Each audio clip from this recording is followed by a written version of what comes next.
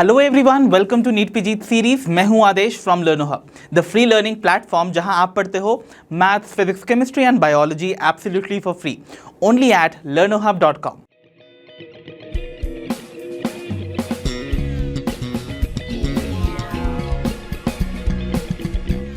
तो बच्चों, आज के सेशन में हम डिस्कस करने वाले हैं the must practice questions from the chapter ecosystem. So let me tell you all, ecosystem के जितने भी कॉन्सेप्ट अराउंड वीडियोस हैं और साथ ही साथ जो PYQ वीडियोस है वो हमारे चैनल पर ऑलरेडी अपलोडेड है। तो इस चैप्टर से रिलेटेड जितने भी इंपॉर्टेंट क्वेश्चंस हैं उनको हम आज के सेशन में प्रैक्टिस करने वाले हैं। So aren't you all ready for this session? तो बिना किसी देरी के चलिए स्टार्ट करते हैं आज के सेशन को।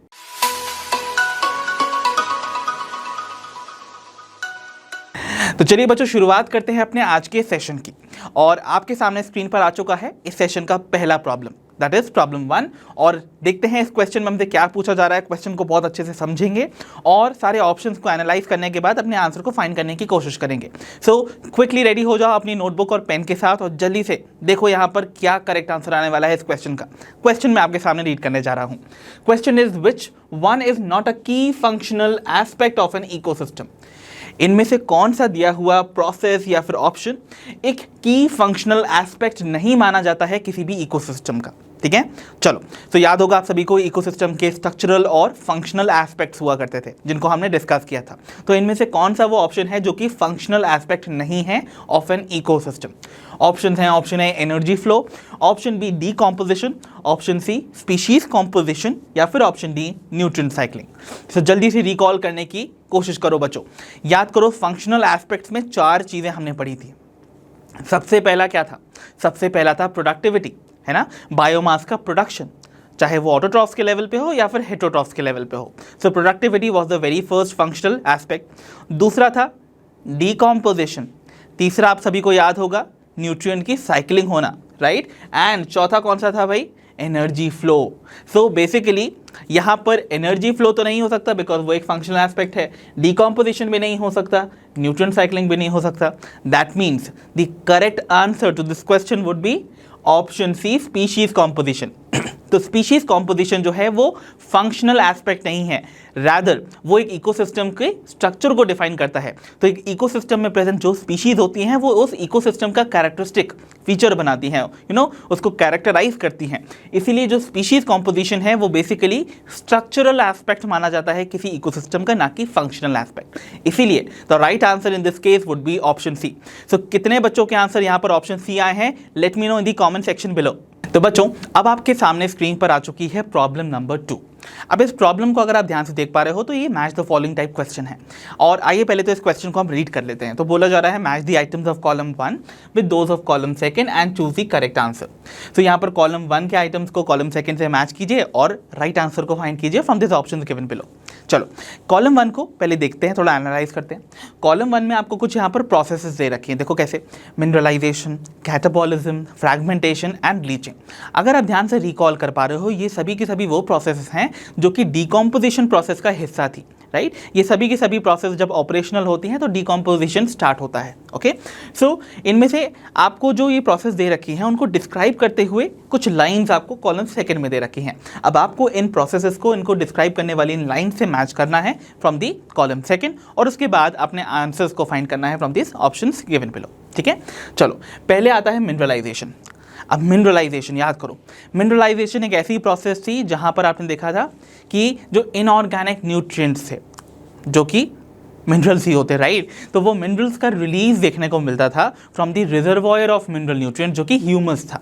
तो ह्यूमस से मिनरल न्यूट्रिएंट्स यानी कि इनऑर्गेनिक न्यूट्रिएंट्स का रिलीज ही क्या कहलाता था? मिनरलाइजेशन। तो जल्दी से देखो इस फर्स्ट वाले आइटम को फ्रॉम कॉलम 1 कौन सा वाला यहाँ पर ऑप्शन जो है वो डिस्क्राइब कर रहा है इन द कॉलम 2। तो यहाँ पर देखिए the second one, it is the release of inorganic nutrients from the humus, और यही डिस्क्राइब करता है बेस्ट मिनरलाइजेशन को। इसका मतलब A item is going to match with the second one in the column 2। So A second से कहाँ match हो रहा है, किन किन ऑप्शंस में, आइए देखते हैं। सो ए मैच कर रहा है, देखो ए में कर रहा है, ऑप्शन बी में भी कर रहा है और ऑप्शन डी में कर रहा है। सी में देखो ये थर्ड से मैच कर रहा है, इसका मतलब ऑप्शन सी करेक्ट नहीं हो सकता है। Got it? चलिए आगे बढ़ते हैं with the second item from column 1 and it is catabolism. Catabolism याद करो, कैटाबॉलिज्म सेकेंड ही प्रोसेस था in the process of decomposition, याद है। और कैटाबॉलिज्म में क्या होता था भाई, कैटाबॉलिज्म नाम ही बता रहा है ब्रेक डाउन करना। तो यहाँ पर ब्रेक डाउन होने वाला होता था जो भी डेड ऑर्गेनिक मैटर था, जो बेसिकली इससे पहले स्टेप में, कैटाबॉलिज्म से पहले कौन सा स्टेप आता था, फ्रैगमेंटेशन। तो फ्रैगमेंटेशन में जो भी smaller pieces of the dead organic matter होते थे उन पे एक्ट करते थे बैक्टीरिया एंड फंजाई, और उन पर क्या होने वाला था, उन पे डाइजेस्टिव जो जूसेस हैं वो रिलीज़ किए जाते थे। और डाइजेस्टिव जूसेस जब रिलीज होते थे इन बैक्टीरिया एंड फंजाई के थ्रू, तो वो फर्दर इस ऑर्गेनिक मैटर को, इस कॉम्प्लेक्स ऑर्गेनिक मैटर को जो डेड है उसको सिंपल इनऑर्गेनिक न्यूट्रिएंट्स में ब्रेक कर देता था, राइट। तो यहाँ पर कैटाबॉलिज्म में क्या होने वाला है, देखिए कैटाबॉलिज्म में जो डीकम्पोजर्स हैं वो रिलीज करेंगे डाइजेस्टिव एंजाइम्स जो कि सॉल्युबलाइज करेंगे द फ्रैगमेंटेड मटेरियल, है ना। तो इसका मतलब यहाँ पर बी आइटम मैच करेगा विद द थर्ड वन। तो बी थर्ड से कहाँ मैच हो रहा है, देखो ऑप्शन ए में और ऑप्शन बी में, वाइल ऑप्शन डी में भी नहीं हो रहा है, इसका मतलब ऑप्शन डी भी करेक्ट नहीं हो सकता। Got that, perfect. अब आगे देखो, नेक्स्ट इज फ्रैगमेंटेशन। फ्रैगमेंटेशन की अगर बात की जाए बच्चों, तो नाम ही बता रहा है, देखो फ्रैगमेंट्स में ब्रेक करना, है ना। तो यहाँ पर क्या होने वाला है, यहाँ पर जो भी लार्ज डेड ऑर्गेनिक मैटर है वो छोटे छोटे पीसेस में ब्रेक होने वाला है, और उसको कैरी आउट करवाते थे कुछ ऑर्गेनिज्म जिन्हें हम बुलाते थे डेट्राइटिवोर्स, राइट। तो डेट्राइटिवोर्स जिनमें अर्थवॉर्म्स भी आते हैं, बीटल्स भी आते हैं, वो यहाँ पर इस प्रोसेस को कैरी आउट करवाते हैं। तो इसका मतलब यहाँ पर देखिए, ये जो सी वाला आइटम है it is going to match with the fourth item, जो कि क्या कह रहा है, कैरीड आउट बाय डेट्राइटिवोर्स। इसका मतलब यहाँ पर सी मैच करना चाहिए विथ फोर्थ, जो कि ऑप्शन ओनली ए में है। इसका मतलब हमारा ऑप्शन ए करेक्ट है, ना कि बी भी। तो जल्दी से लास्ट वाला आइटम मैच कर ही लेते हैं, और ऑब्वियसली वो करेक्ट होने वाला है, that is going to be leaching. Leaching याद करो बच्चों, लीचिंग क्या होता था, जो भी water soluble inorganic nutrient soil में प्रेजेंट थे वो वाटर में डिसॉल्व होने के बाद सॉइल की नीचे वाली जो लेयर्स होती थी, जो डिफरेंट होराइजन्स होते थे सॉइल की प्रोफाइल के, उनमें जाके सेटल कर जाते थे और अनअवेलेबल हो जाते थे, राइट। तो इसका मतलब क्या हुआ, लीचिंग में क्या होने वाला है, लीचिंग में वाटर सॉल्युबल न्यूट्रिएंट जो हैं वो they are going to go down into the soil horizon, यानी कि उनका पर्कुलेशन हो जाएगा, वो पर्कुलेट करके नीचे डीप लेयर्स ऑफ सॉइल में प्रेजेंट हो जाएंगे, राइट। वहाँ पर डिपॉजिट हो जाएंगे। तो आपने देखा, इस तरीके से हमारा जो ऑप्शन ए है वो करेक्ट आंसर होगा इन दिस केस। आई होप आप सभी का ये आंसर करेक्ट ही आया होगा। चलिए अब हम बढ़ते हैं अपनी प्रॉब्लम नंबर 3 पर। तो बच्चों चलिए देखते हैं प्रॉब्लम 3 को। क्वेश्चन कह रहा है, each trophic level has certain mass of living material at a particular time called. तो एक पर्टिकुलर टाइम पर एक ट्रॉफिक लेवल पर प्रेजेंट जो भी certain amount of living material होता है उसे हम क्या बुलाते हैं। ऑप्शन हैं, option A standing state, option B standing crop, option C gross primary productivity, या फिर option D net primary productivity. So बच्चों लेट मी नो ये किस किस को अच्छे से आता है ये क्वेश्चन। आई नो बहुत ईजी क्वेश्चन है, बट मैंने देखा है बच्चे कंफ्यूज होते हुए। किस टर्म में आपको अभी पता चल जाएगा। यहाँ पर करेक्ट आंसर होने वाला है exactly option B standing crop, but बच्चे मोस्टली कंफ्यूज होते हैं विद स्टैंडिंग स्टेट। तो स्टैंडिंग क्रॉप क्या रिप्रेजेंट करता है कि एक टाइम पर, एक पर्टिकुलर टाइम पर किसी भी ट्रॉफिक लेवल पे कितने amount of living organisms present हैं, राइट। और उन लिविंग ऑर्गेनिजम्स का या तो नंबर के थ्रू मेजर किया जाता है स्टैंडिंग क्रॉप का, या फिर उनके मास के थ्रू। अब ये जो मास है वो ड्राई या फिर वेट वेट के थ्रू भी नापा जाता है, बट जो ड्राई वेट है वो ज़्यादा अप्रोप्रिएट मेजर होता है of the standing crop.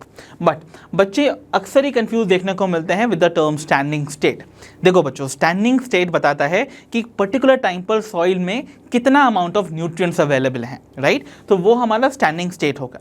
But कितना अमाउंट या फिर कितना वेट ऑफ लिविंग ऑर्गेनिज्म या बायोमास प्रेजेंट है एक टाइम पर विद इन एन इकोसिस्टम और उसके एक ट्रॉफिक लेवल पे, वो रिप्रेजेंट होता है by the term standing crop. इसीलिए the right answer must be option B standing crop. Got that right. तो बच्चा लोग चलिए बढ़ते हैं अपनी प्रॉब्लम नंबर 4 पर। क्वेश्चन आपके सामने यहाँ पर दे रखा है, जल्दी से रीड करते हैं, समझते हैं क्वेश्चन में क्या बोला जा रहा है और फाइंड आउट करते हैं the right answer. Question says in a terrestrial ecosystem a much larger fraction of energy flows through. तो भाई एक टेरेस्ट्रियल इकोसिस्टम में जो ज़्यादातर एनर्जी फ्लो है वो आखिरकार इनमें से किसके थ्रू होता है, ठीक है, इन ऑप्शंस में से। तो ऑप्शंस हैं, option A parasitic food chain, option B grazing food chain, option C detritus food chain, या फिर option D predator food chain. तो जल्दी से याद करो बच्चों, ये एक ऐसी इंफॉर्मेशन है जिसको कि मैंने मेरे कॉन्सेप्ट एड ऑन सेशन में आपको डिस्कस किया था और इस पर एम्फोसाइज भी किया था जब मैं आपको फूड चेन वाला टॉपिक पढ़ा रहा था ड्यूरिंग दी एनर्जी फ्लो। सो बच्चों याद करो, मैंने आपको बोला था जनरली हमारा ये ऐसा बिलीव होता है या फिर एक जनरल नोशन है कि एक टेरेस्ट्रियल इकोसिस्टम में ग्रेजिंग फूड चेन ही ऑपरेशनल होती है, क्योंकि जनरली हम ऐसे ही इमेजिन करते हैं कि एक टाइगर ने एक डियर को खाया होगा, डियर ने जो है वो एक ग्रास को खाया होगा, तो ग्रेजिंग फूड चेन के थ्रू ही एनर्जी का फ्लो होता है टेरेस्ट्रियल इकोसिस्टम में। But the reality is just contrary to this. Imagine, ये आपको याद रखना है कि एक टेरेस्ट्रियल इकोसिस्टम में जो ज़्यादातर एनर्जी फ्लो है वो हमेशा डेट्राइटस फूड चेन के थ्रू अकर करता है। ओके, इसीलिए हमारा जो राइट आंसर होगा वो ऑप्शन सी होना चाहिए, डेट्राइटस फूड चेन। सो ये बात आपको याद रखनी है कि टेरेस्ट्रियल इकोसिस्टम में मेजॉरिटी ऑफ एनर्जी का फ्लो होगा डेट्राइटस फूड चेन के through, and the contrary factors कि एक एक्वाटिक इकोसिस्टम में, let me right this down अगर आप मिस कर गए हैं कॉन्सेप्ट एड ऑन सेशन, सो एक एक्वाटिक इकोसिस्टम में majority of energy flows through the grazing food chain. तो यहां पर ग्रेजिंग फूड चेन जिसे हम GFC से अब्रीविएट करते हैं, राइट। तो ग्रेजिंग फूड चेन, जिसको कि एक और नाम से भी बुलाते हैं, इसका दूसरा नाम आपको यहां पर दे रखा है, and it is the predator food chain.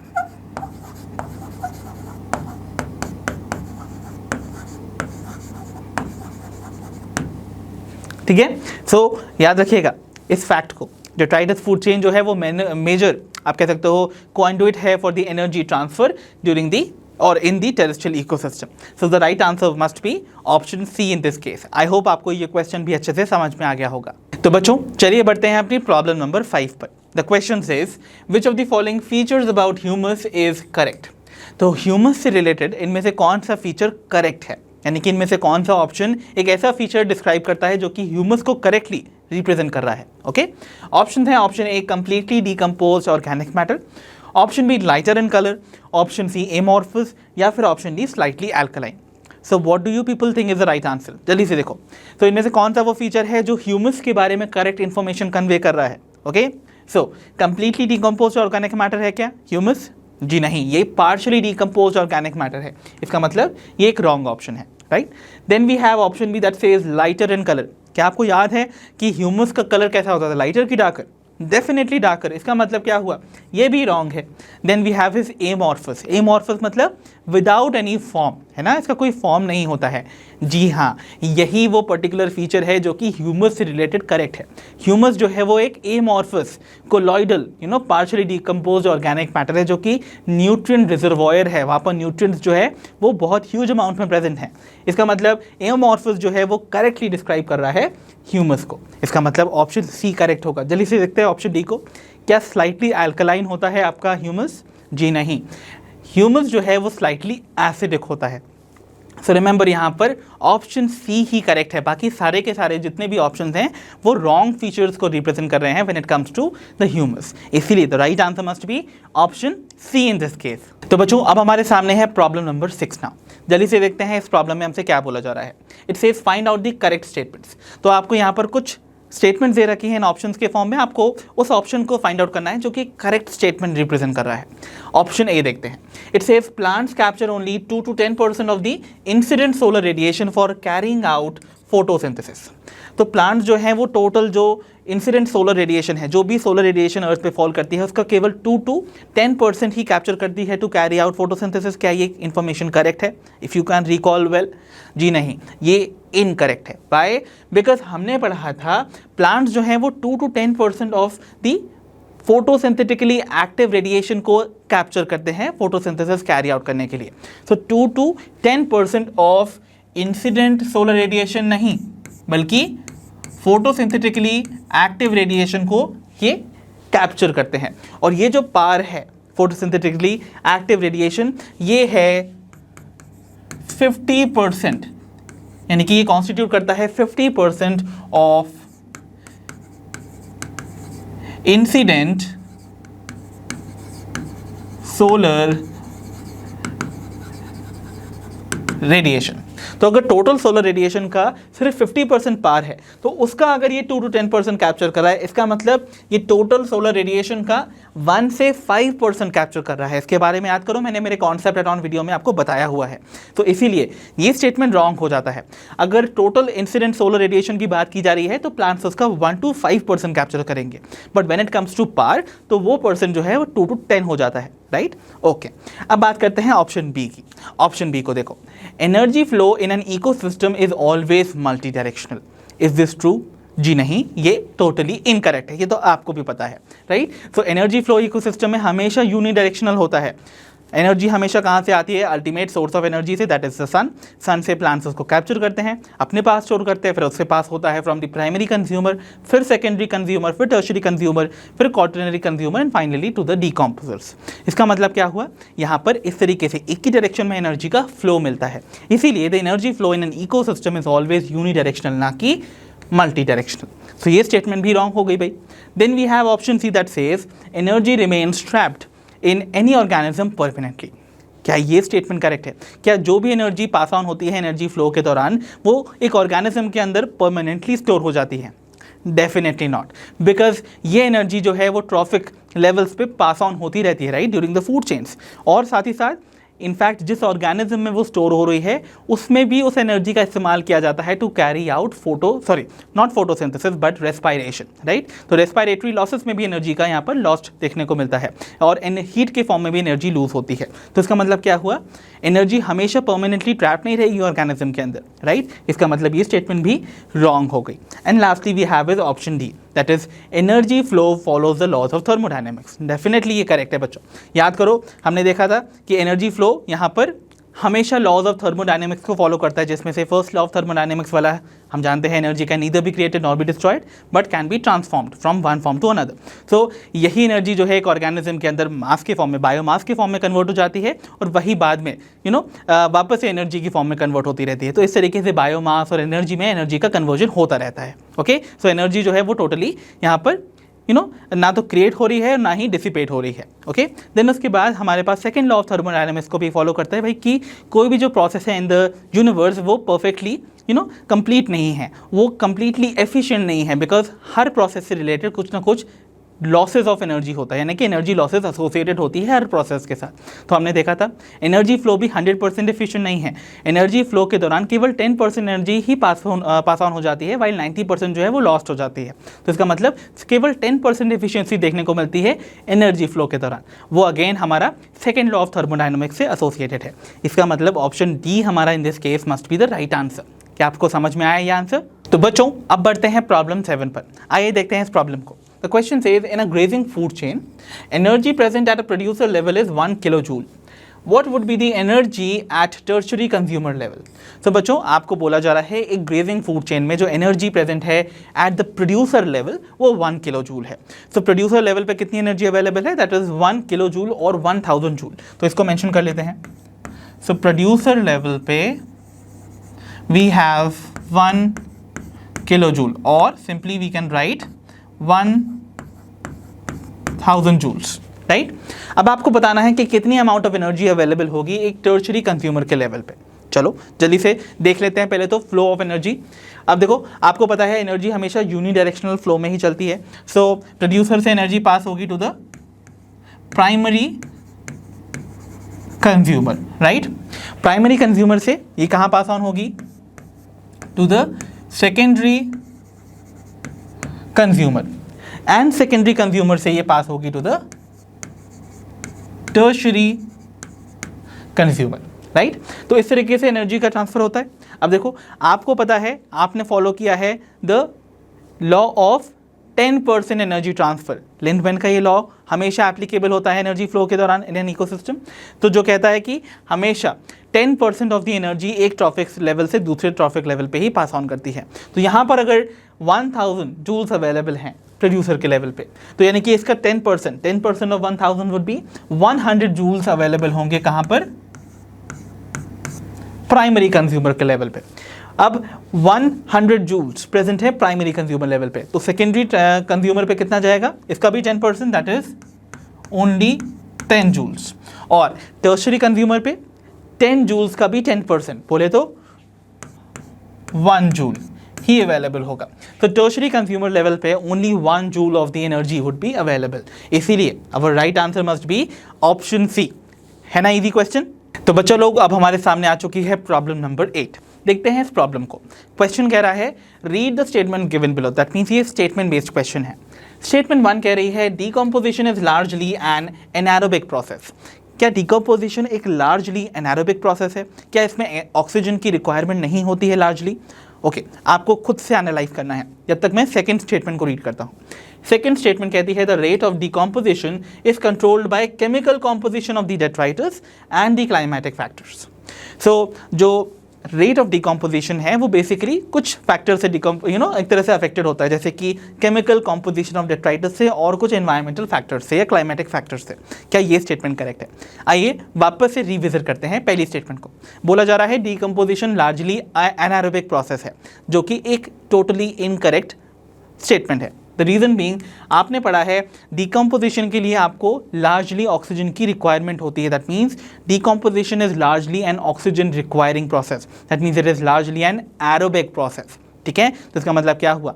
यहाँ पर ऑक्सीजन की रिक्वायरमेंट क्यों है भाई? क्योंकि डिकम्पोजिशन को कैरी आउट करवाने वाले जो माइक्रोब्स हैं, बैक्टीरिया एंड फंजाई हैं, वो एरोबिक माइक्रोब्स हैं, इसीलिए उनको ऑक्सीजन लार्जली रिक्वायर्ड होती है to carry out this process. इसका मतलब ये एक लार्जली एरोबिक प्रोसेस होगी, इसीलिए स्टेटमेंट रॉन्ग हो गया ना। ठीक है, स्टेटमेंट सेकंड की बात करते हैं, जो कि बोल रहा है रेट ऑफ डिकम्पोजिशन कुछ फैक्टर्स जैसे कि केमिकल कॉम्पोजिशन ऑफ डेट्राइटस और क्लाइमेटिक फैक्टर्स पर डिपेंडेंट होता है, जो कि परफेक्टली करेक्ट है। हमने इसको ऑलरेडी स्टडी किया हुआ है ना हमारे कॉन्सेप्ट अराउंड सेशन में, कि जैसे कॉम्पोजिशन की बात की जाए डेट्राइटस की, अगर जो केमिकल कॉम्पोजिशन में डेट्राइटस जो है वो रिच होता है इन काइटिन और लिग्निन, तो उसका डिकम्पोजिशन स्लो हो जाता है, रेट ऑफ डिकम्पोजिशन बहुत स्लो होगा, धीरे धीरे वो डिकम्पोज होगा। वहीं पर अगर कुछ जो डेट्राइटस प्रेजेंट है वो रिच है शुगर्स में, जो कि वाटर सॉल्युबल होती है, या फिर नाइट्रोजन कंपाउंड्स जो रिच होते हैं नाइट्रोजन में, सो ऐसे कंपाउंड्स का डिकम्पोजिशन फास्टर होता है, क्विकर होता है। क्लाइमेटिक फैक्टर्स में टेम्परेचर और मॉइस्चर रोल अपना प्ले करता है, जैसे कि जो वार्म और मॉइस्ट एनवायरनमेंट होता है ना, वो आइडियल एनवायरनमेंट है डिकम्पोजिशन के लिए। वहीं अगर मॉइस्चर एब्सेंट है, दैट मीन्स कंप्लीट ड्राइनेस है और टेम्परेचर बहुत लो है, तो वहाँ पर डिकम्पोजिशन रादर पॉसिबल नहीं है, वहाँ पर होता नहीं है। इंस्टेंट वहाँ पर डिकम्पोजिशन की बजाय ऑर्गेनिक मैटर ब्रेक डाउन होने के बजाय बिल्डअप होने लगता है। ओके, तो इसीलिए ये स्टेटमेंट तो परफेक्टली करेक्ट थी। तो ये दोनों फैक्टर्स जो हैं वो रेट ऑफ डिकम्पोजिशन को डिटर्मिन करते हैं। So in this particular case statement 1 is incorrect while the statement second is correct. जल्दी से यहाँ पर फाइंड करो कौन से ऑप्शन में correct answer they. So statement 1 is incorrect कहाँ पर है? ओके, तो यहीं पर देखो ऑप्शन सी को, तो statement 1 is incorrect but statement second is correct, इसीलिए the right answer must be option C in this case. I hope आप सभी का आंसर ऑप्शन सी ही आया होगा। तो बच्चों अब हम बढ़ते हैं अपनी प्रॉब्लम 9 पर। The question says the rate of formation of new organic material by consumers is called. तो कंज्यूमर लेवल पे जो rate of formation of new organic material है उसको हम क्या बुलाएंगे? ओके, तो जिस स्पीड से या जिस रेट से फॉर्मेशन होता है ऑर्गेनिक मटेरियल का एक कंज्यूमर के लेवल पे, उसे क्या नाम देते हैं? ऑप्शन देखते हैं। Option A gross primary productivity, option B primary productivity, option C net primary productivity, या फिर option D secondary productivity. So आप सभी को याद होगा बच्चों, ये तो बड़ा सिंपल सा क्वेश्चन है। इसका राइट आंसर क्या होने वाला है? The right answer must B secondary productivity. So consumer level पे जो भी ऑर्गेनिक मैटर सिंथेसाइज होकर स्टोर हो रहा है उनकी बॉडी में, वो कहलाता है the secondary productivity. While primary productivity represent करता है the production of organic matter at the autotrophic level, यानी कि ऑटोट्रॉफ के लेवल पे आप देखो, या प्रोड्यूसर के लेवल पे जो भी ऑर्गेनिक मैटर सिंथेसाइज हो रहा है ड्यूरिंग फोटोसिंथेसिस, वो आता है अंडर प्राइमरी प्रोडक्टिविटी। अब टोटल जितना भी ऑर्गेनिक मैटर फोटोसिंथेसिस के दौरान बना, वो आता है, वो उसका टाइप है, यानी कि प्राइमरी प्रोडक्टिविटी की 2 टाइप्स हैं। ग्रॉस प्राइमरी प्रोडक्टिविटी, जिसमें कि total synthesised organic matter during photosynthesis cover होता है, और जितना टोटल ऑर्गेनिक मैटर सिंथेसाइज होता है फोटोसिंथेसिस में, वो कंप्लीटली ऐसा का ऐसा नहीं रहता है, उसमें से कुछ amount of organic matter consume किया जाता है और कैरिंग आउट रेस्पायरेशन। तो जो रेस्पायरेशन के टाइम पर यूज हुआ ऑर्गेनिक मैटर है, उसको रिमूव करने के बाद from the gross primary productivity जो remaining amount of organic matter present होता है, that is going to be called the net primary productivity. तो ये सारी चीज़ें हमने ऑलरेडी कॉन्सेप्ट एट ऑन में कवर ऊपर की हुई है, राइट। इसीलिए आप सभी को याद रखना है ये सभी के सभी रिलेटेड है विद दी ऑटोट्रॉफ्स और दी प्रोड्यूसर्स, वाइल कंज्यूमर लेवल्स यानी कि हेटेरोट्रॉफ्स से रिलेटेड बात की जाए तो वहाँ पर सेकेंडरी प्रोडक्टिविटी का कॉन्सेप्ट एप्लीकेबल है। इसीलिए the right answer must be option D in this case. तो बच्चों अब हमारे सामने है problem number 10। The question says which of the following ecological pyramid is generally inverted. तो इनमें से दिया हुआ कौन सा इकोलॉजिकल पिरामिड जनरली इन्वर्टेड मिलेगा, यानी कि लगभग उल्टा देखने को मिलेगा, ठीक है। ओके, सो ऑप्शन हैं, option A pyramid of biomass of sea, option B pyramid of number of forest, option C pyramid of energy, या option D pyramid of biomass of grassland. So आप सभी को एक चीज़ तो देखते ही समझ में आ गई होगी कि इनमें से एक ऑप्शन तो कभी भी राइट नहीं हो सकता है, and that is option C. याद करो मैंने आपको बताया था कि पिरामिड ऑफ एनर्जी हमेशा अपराइट होता है, इरेक्ट होता है, कभी भी इन्वर्टेड नहीं मिलेगा, ठीक है। ओके, वहीं पर अगर हम देखें पिरामिड ऑफ बायोमास ऑफ सी की, तो याद है आप सभी को मैंने बताया था जो pyramid of biomass of aquatic ecosystem है वो जनरली इन्वर्टेड मिलेगा, जैसे कि सी के केस में। क्यों ऐसा होता है? क्योंकि देखो प्रोड्यूसर लेवल पे अगर हम बात करें, सो प्रोड्यूसर लेवल पे जो यहाँ पर प्राइमरी प्रोड्यूसर्स प्रेजेंट होते हैं सी के अंदर वो होते हैं द फाइटोप्लैंक्टन्स, राइट। और फाइटोप्लैंक्टन्स पूरे सी की भी मिला लिया जाए ना तो उनका वेट बहुत ज़्यादा नहीं होगा कंपैरेटिवली। जो प्रोड्यूसर लेवल है उसका बार जो है वो कंप्लीट थोड़ा सा छोटा बनेगा। क्यों? क्योंकि वेट कम होगा। तो यहाँ पर जो प्रोड्यूसर लेवल है वो कौन ऑक्यूपाई करेंगे? Phyto planktons, okay. और प्रोड्यूसर पे अब देखो फाइटोप्लैंक्टन्स को ईट करने वाले जो जू प्लैंक्टन्स हैं उनका थोड़ा सा वेट कंपैरेटिवली फाइटोप्लैंक्टन से थोड़ा ज़्यादा होगा, तो इसीलिए उनका जो बार का लेंथ होगा ना वो थोड़ा ज़्यादा होगा, लाइक दिस। तो यहाँ पर आने वाले हमारे प्राइमरी कंज्यूमर्स, और वो होंगे कौन? The zoo planktons. जू प्लैंक्टन्स को ईट करने वाले जो क्रस्टेशियंस हैं उनका वेट जोड़ने पे कंपैरेटिवली जू प्लैंक्टन से ज़्यादा आएगा, राइट। सो अगर मैं इसको देखूंगा तो ये कुछ और भी ज़्यादा लेंथ में बड़ा दिखाई देगा, है ना, दिस बार। तो यहाँ पर आने वाले हैं द सेकेंडरी कंज्यूमर्स, और यहाँ पर क्या आएंगे? The crustaceans, right. तो इस तरीके से क्रस्टेशियंस को खाने वाले जो फिशेस होंगे उनका वेट कंपैरेटिवली क्रस्टेशियन से ज़्यादा होगा।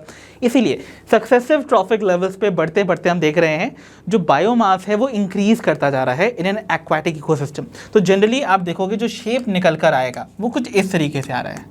अगर मैं डॉटेड तरीके से बनाऊँ, एक इन्वर्टेड पिरामिड के फॉर्म में। इसीलिए एक एक्वाटिक इकोसिस्टम जैसे कि सी का जो पिरामिड ऑफ बायोमास है वो जनरली आपको इन्वर्टेड मिलेगा। ये इन्फॉर्मेशन आपकी एनसीईआरटी में क्लियरली मेंशन है।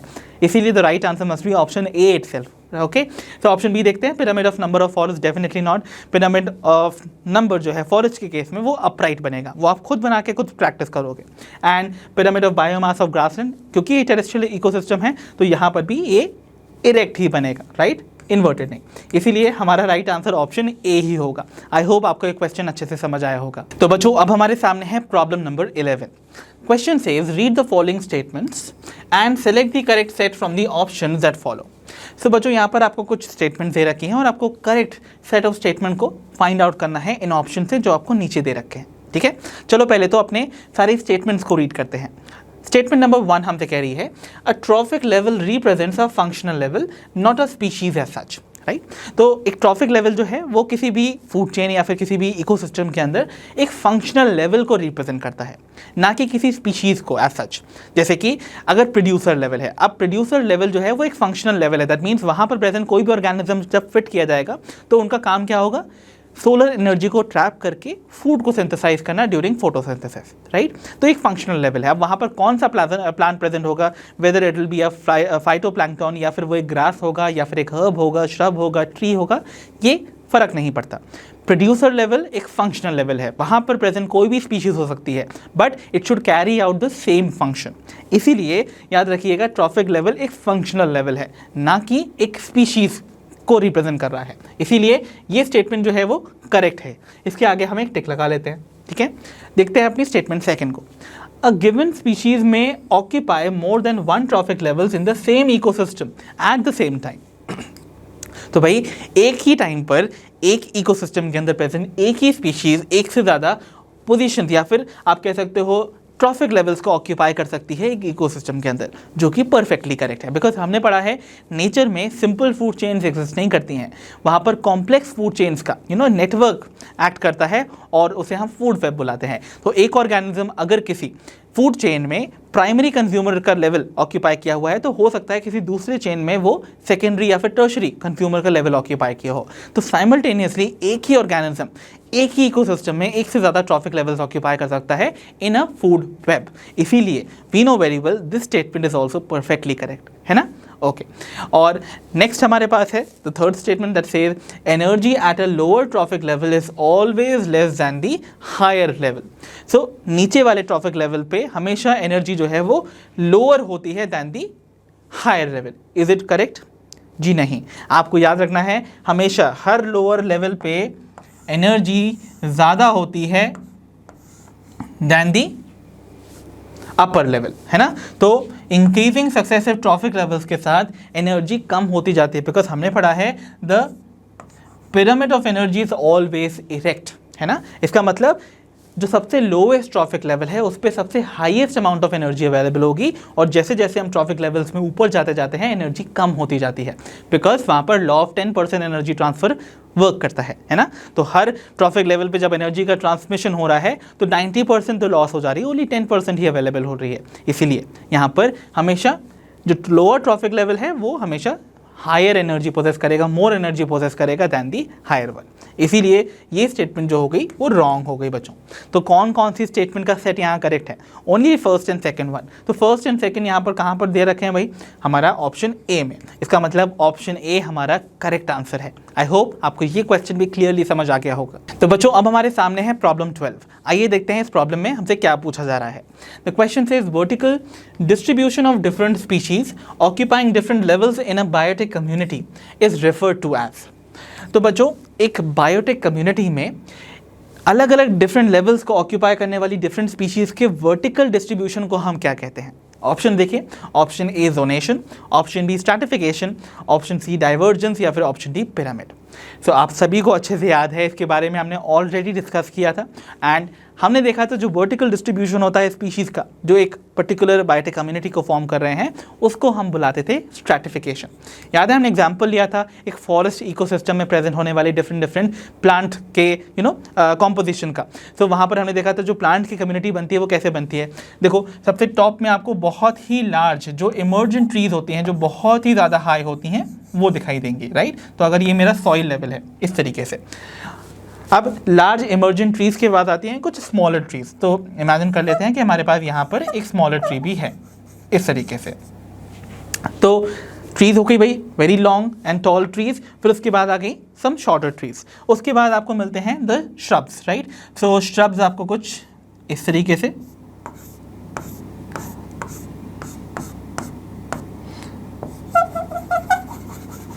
देखने को मिल जाएंगे भाई। सो श्रब्स भी मिल जाते हैं आपको। श्रब्स के बाद आपको मिलते हैं सम हर्ब्स, तो छोटे छोटे प्लांट्स आपको मिल जाएंगे, राइट, जो कि ज़्यादा बड़े नहीं होंगे। देन उसके बाद हर्ब्स के बाद we get to see the grasses at the lowest level. Okay, तो इस तरीके से आपने देखा तो वर्टिकली आपने देखा जोनेशंस हो गया, एक तरह से वर्टिकल डिस्ट्रीब्यूशन हो गया है डिफरेंट स्पीशीज़ का जो कि एक ही बायोटिक कम्युनिटी को ऑक्यूपाई कर रही हैं। तो इसका मतलब इस तरीके का जो वर्टिकल डिस्ट्रीब्यूशन आपको देखने को मिला है ना, this represent the stratification, because हर एक टाइप के डिफरेंट स्पीशीज़ ने एक डिफरेंट लेयर बनाई है, एक डिफरेंट स्ट्रैटा बनाया है, इसीलिए ये प्रोसेस ही स्ट्रैटिफिकेशन कहलाती है, बिकॉज स्ट्रैटिफिकेशन मतलब लेयरिंग होना। ओके, तो इसलिए the right answer in this case must be option B stratification, which is the correct term for the actual distribution, ना कि जोनेशन। बच्चे जो हैं वो अक्सर ही कंफ्यूज हो जाते हैं विद द वर्ड जोनेशन, तो जो करेक्ट टेक्निकल टर्म यूज़ किया जाएगा it is going to be stratification. तो चलिए बच्चों अब हम बढ़ते हैं अपनी प्रॉब्लम नंबर 13 पर। The question says which of the following deaccelerates the rate of decomposition? So deaccelerates का मतलब होता है reduces। तो इसमें से कौन से वो फैक्टर हैं जो कि reduce कर देते हैं the rate of decomposition?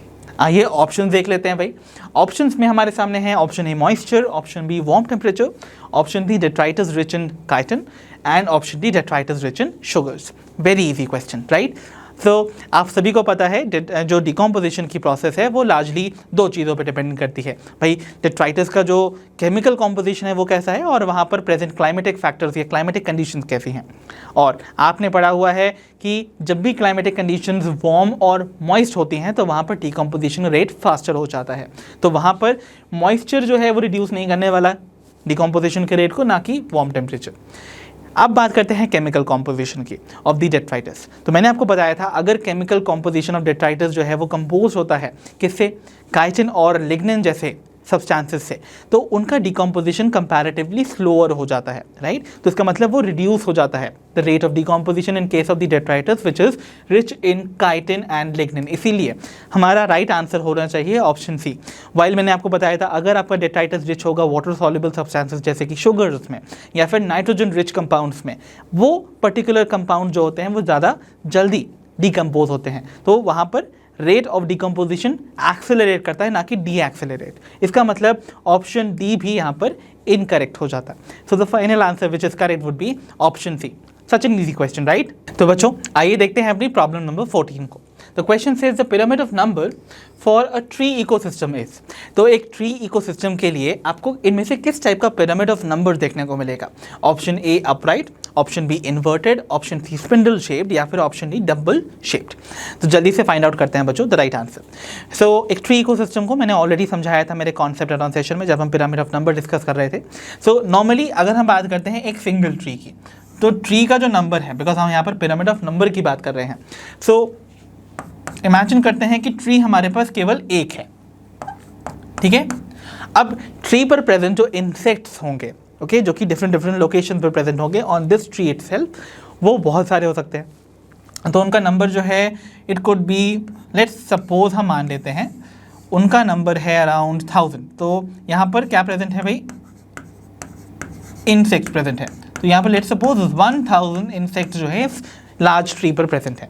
अब इन इंसेक्ट्स को खाने वाली जो बर्ड्स होंगी, इंसेक्टिवोरस बर्ड जिन्हें हम कहेंगे, वो 1000 तो नहीं होंगी, उनका नंबर जो होगा वो 1000 से कंपैरेटिवली लेसर ही होने वाला है।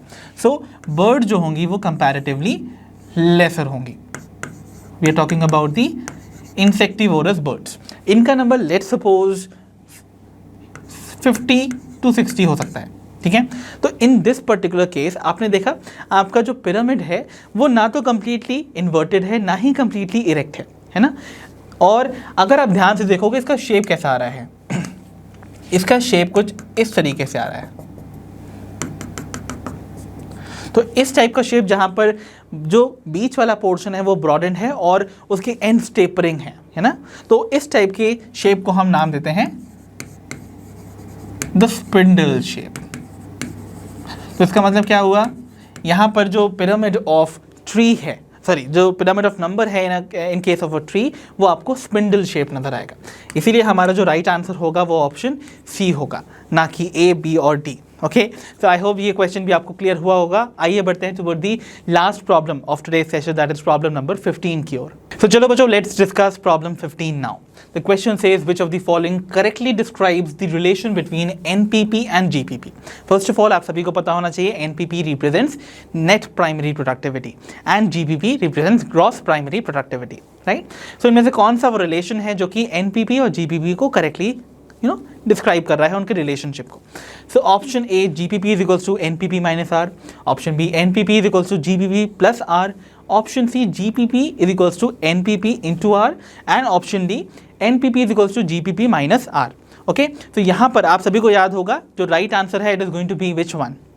सो हमें पता है ग्रॉस प्राइमरी प्रोडक्टिविटी बताता है कंप्लीट अमाउंट ऑफ जो फोटोसिंथेसाइज्ड मटेरियल है, राइट, ड्यूरिंग फोटोसिंथेसिस जिसको सिंथेसाइज किया गया है, कितना अमाउंट ऑफ ऑर्गेनिक मैटर, और उनमें से कुछ amount of organic matter respiration में लॉस्ट हो जाता है, तो बचा हुआ बनता है द नेट प्राइमरी प्रोडक्टिविटी। इसीलिए जो हमारा करेक्ट आंसर क्या होना चाहिए, आप सोचो, नेट प्राइमरी प्रोडक्टिविटी बता रहा है the residual part of GPP जो कि लॉस्ट हो चुका है ड्यूरिंग रेस्पिरेशन। तो रेस्पिरेशन के टाइम पे जो भी अमाउंट ऑफ GPP हट गया है उसके बाद जो अमाउंट ऑफ GPP बचता है वो NPP रिप्रेजेंट होता है। सो इसलिए NPP क्या है, GPP माइनस R। देखो यहाँ पर कौन सा आंसर करेक्ट है? Obviously option D. सो हमारा ऑप्शन डी करेक्ट आंसर है और इसी के साथ हमारा आज का सेशन भी एंड होता है। तो बच्चों इसी के साथ फिनिश होता है हमारा आज का session based on the must practice question from the chapter ecosystem. I hope इस चैप्टर से रिलेटेड जितने भी मैंने आज क्वेश्चंस आपको प्रैक्टिस करवाए वो आपको बहुत क्लियरली समझ आए होंगे। अब हम मिलेंगे अपनी नेक्स्ट वीडियो में। अंटिल देन आप अपना ध्यान रखिए, पढ़ते रहिए और जैसा कि आप सभी जानते हो लर्नो हब मतलब फ्री है पर बेस्ट है।